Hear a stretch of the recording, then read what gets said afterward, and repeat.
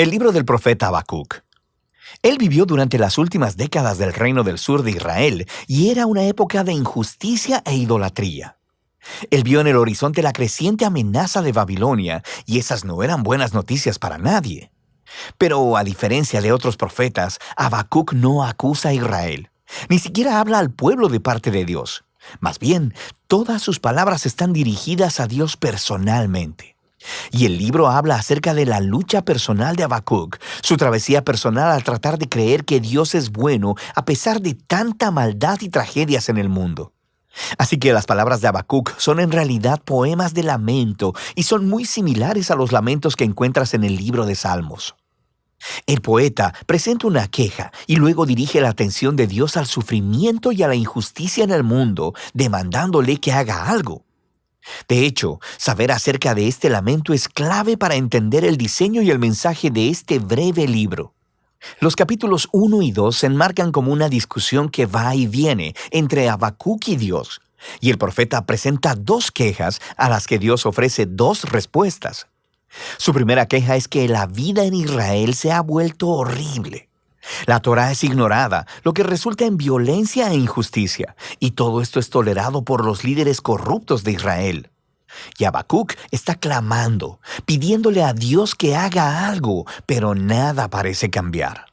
Pero luego, de repente, Dios responde diciendo que Él está muy consciente de la corrupción de su propio pueblo, Israel, y que está convocando a los ejércitos de Babilonia para dejar que su justicia caiga sobre Israel. Y de manera muy similar al mensaje de Miqueas o de Isaías, Dios dice que usará este terrible imperio para devorar a Israel por su injusticia y su maldad. Pero Habacuc tiene un problema con esta respuesta, así que ofrece su segunda queja. Él dice que Babilonia es aún peor que Israel, que ellos son más corruptos, más violentos, que han deificado su propio poder militar, que tratan a los humanos como a animales, atrapándolos como peces en una red. Ellos devoran a las naciones y a los pueblos para construir su propio imperio. Así que Habacuc dice, ¿cómo puedes tú, un Dios santo, usar esas naciones tan corruptas como tus instrumentos en la historia? Él demanda una explicación. De hecho, Habacuc se representa a sí mismo como una atalaya en los muros de la ciudad, esperando la respuesta de Dios que eventualmente llega. Dios le dice a Habacuc que tome unas tablas y un cincel y escriba lo que vea y escuche. Es una visión sobre un momento señalado en el futuro, y aunque parezca lenta su venida, eventualmente llegará. De hecho, Dios dice que el justo vivirá por su fe en esta esperanza y visión. Entonces, ¿cuál es esa promesa divina que Habacuc debe escribir? Que Dios hará caer a Babilonia. Dios dice que la violencia y la opresión de las naciones crea un ciclo interminable de venganza y que Dios usará este ciclo para atraer el auge y la caída de las naciones. Y el hecho de que Dios pueda, por un tiempo, usar a una nación corrupta como Babilonia no significa que Él respalde todo lo que hacen. Él hace responsable a todas las naciones delante de su justicia. Así que Babilonia caerá junto con cualquier otra nación que actúe como ellos. La promesa de Dios es luego elaborada en una serie de 5 ayes que describen la clase de opresión e injusticia perpetuada por naciones como Babilonia. Los primeros 2 son en contra de las prácticas económicas injustas, como cuando los ricos cobran intereses muy altos solo para hacer que los pobres permanezcan endeudados. Así que ellos acumulan su riqueza a través de métodos deshonestos. El tercer ay es una crítica a la esclavitud, a tratar a los humanos como animales y amenazarlos con violencia si no producen. El cuarto ay es contra el abuso del alcohol por parte de los líderes irresponsables. Mientras el pueblo está sufriendo bajo su mal liderazgo, ellos están de fiesta y desperdiciando el dinero en sexo y alcohol. Y el último ay expone la idolatría, el motor que mueve esas naciones. Ellos han hecho del poder y de la seguridad nacional sus dioses, ofreciéndoles lealtad a cualquier costo. Así que el pueblo se convierte en esclavo de su propio imperio nacional. Ahora, las prácticas que se describen aquí no suceden únicamente en Babilonia, pero esto es parte de la cuestión. Dada la condición humana, la mayoría de las naciones eventualmente se convertirán en una Babilonia. Y así es como la respuesta de Dios a Habacuc en este libro se convierte en la respuesta de Dios a todas las generaciones posteriores, para cualquiera que viva en un mundo gobernado por otras Babilonias.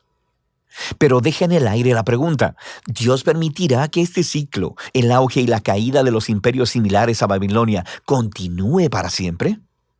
Y el capítulo 3 trata sobre esa pregunta. Se nos dice que esta es una oración de Habacuc, y comienza con Habacuc rogándole a Dios que actúe en el presente, como lo ha hecho en el pasado, haciendo caer a las naciones corruptas.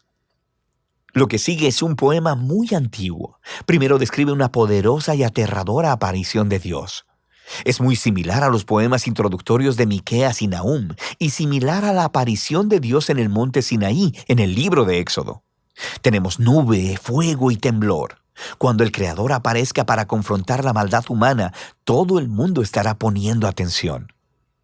Habacuc luego continúa describiendo esta futura derrota del mal como un futuro éxodo, justo como cuando Dios vino como guerrero y abrió en dos el mar en su batalla contra Faraón. Habacuc dice que Dios traerá su juicio sobre la cabeza de la casa del impío. Así que Faraón, al igual que Babilonia, se ha convertido aquí en un arquetipo de las naciones humanas violentas. Pero al mismo tiempo, se nos dice que cuando Dios confronte la maldad, Él salvará a su pueblo y a su ungido. Es una referencia al rey del linaje de David. Así que en este poema, la historia del éxodo en el pasado se ha convertido en una imagen del éxodo del futuro que Dios producirá. Él derrotará la maldad una vez más y hará caer a los faraones y a las Babilonias de este mundo. Él traerá justicia a todos los pueblos y rescatará a los oprimidos y a los inocentes. Y esta es la esperanza que hace que Habacuc pueda concluir el libro con una alabanza llena de esperanza. Incluso si el mundo está desmoronándose con hambrunas o sequías, o guerras, o lo que sea, Él elegirá confiar y gozarse en las promesas del pacto de Dios. Así que Habacuc, hacia el final de su libro, se convierte en un ejemplo resplandeciente de cómo el justo vive por la fe. Habacuc reconoce lo oscuro y caótico que es el mundo y en lo que nuestras vidas pueden tornarse, y nos invita a un camino de fe, de confiar en que Dios ama a este mundo más de lo que nosotros lo hacemos y que un día Él enfrentará su maldad. Y de eso trata el libro de Habacuc.